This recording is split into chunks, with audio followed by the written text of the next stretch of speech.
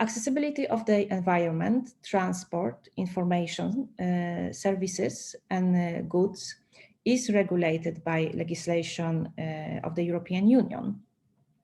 But the different areas of accessibility are handled differently in terms of scope and content. The legislation relates to the technical and operational aspects of accessibility, as well as the right to accessibility and its enforcement.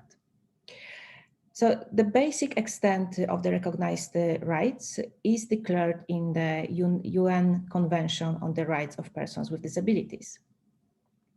The Convention is an international human rights treaty of the United Nations, and it's intended to protect the rights and dignity of persons with disabilities.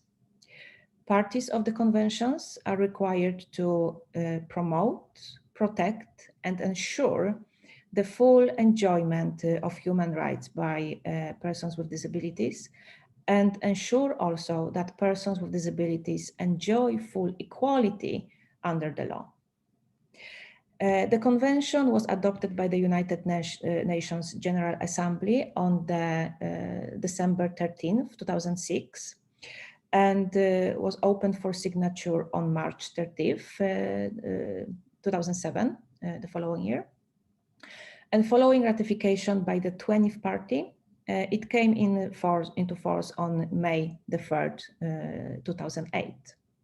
The European Union ratified the convention on December 23rd, 2010. There are 8 guiding principles that underline the convention, which is respect for inherent dignity, individual autonomy, including the freedom to make one's own choices and independence of persons, non-discrimination, full and effective participation and inclusion in society, respect for differences and acceptance of persons with disabilities as part of human diversity and humanity, equality of opportunity, accessibility, equality between men and women, and respect for the evolving capacities of children with disabilities, and respect for the right of children with disabilities to preserve their identities.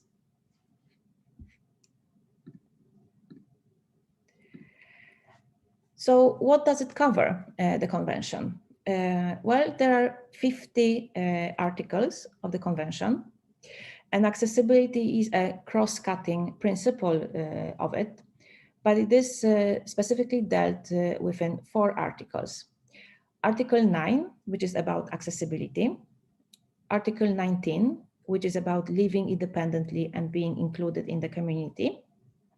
Article 21, which is about freedom of expression and opinion and access to information.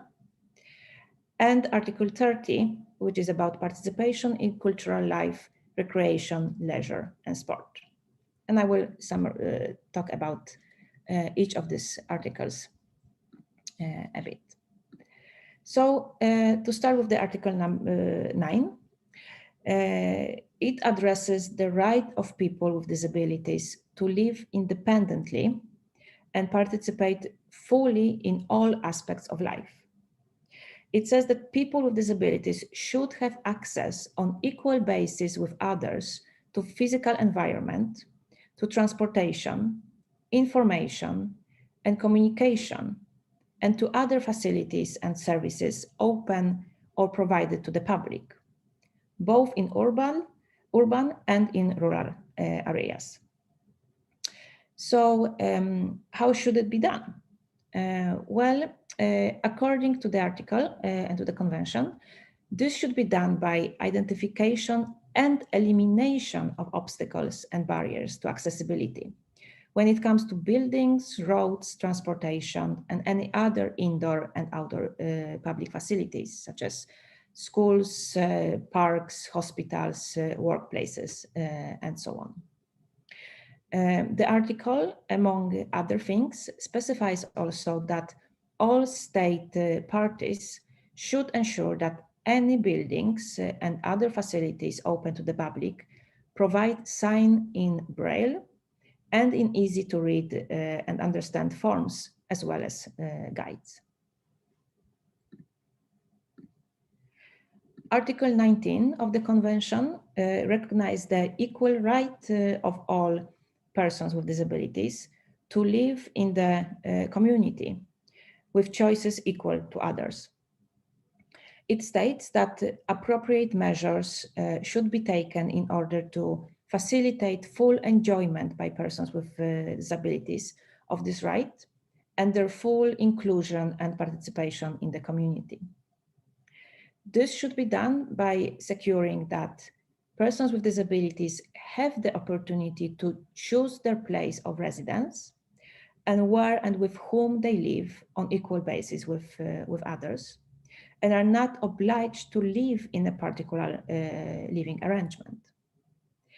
It should secure also that persons with disabilities have access to a range of in-home, residential and other community support services, including personal assistance necessary to support living and inclusion in the community, and to prevent isolation or segregation from the community. And also it should secure that community services and facilities for the general population and public are available on equal basis with others to people with disabilities and are responsive to their needs. Article 21 of the conventions addresses freedom of expression and opinion and access to information. It ensures that people with disabilities can exercise the right of freedom to freedom of expression and opinion, including the freedom to seek, receive, and impart information and ideas, and it should be done on equal basis with others, and through all forms of communications of their choice. So the article states that all the information intended for the general public should be provided in an accessible manner and appropriate to different disabilities. It should be done in a timely manner and without any other costs. The use of different ways of communication, such as, for example, Braille and other forms of communication appropriate to other disabilities, should be accepted and facilitated in any official interactions. And moreover, private entities that deliver services and information to the public should also be urged to provide them in accessible and usable forms for people with disabilities. And Article 30 of the Convention, this article recognizes the right of persons with disabilities to take part on an equal basis with others in cultural life, recreation, leisure, and sport. The article addresses that and talks about appropriate measures, how should it be done? And it states that it should be taken to, appropriate measures should be taken to ensure that people with disabilities can enjoy cultural materials such as television programs, films, theater, and other cultural activities. Also, all places for cultural performances or services should be accessible. And here we're talking about, for example, theaters, cinemas, museums, libraries, tourism services, and so on. Article 30 addresses as well monuments and sites of national cultural importance, and says that even those should be provided as far as possible. Additionally, the article addresses the importance of ensuring that people with disabilities should have the opportunity to develop their creativity as well as their artistic and intellectual potential. Moreover, the participation of people with disabilities in mainstream sporting activities at all levels should be encouraged and promoted. And persons with disabilities should have an opportunity to organize, develop, and participate in disability-specific sporting and recreational activities.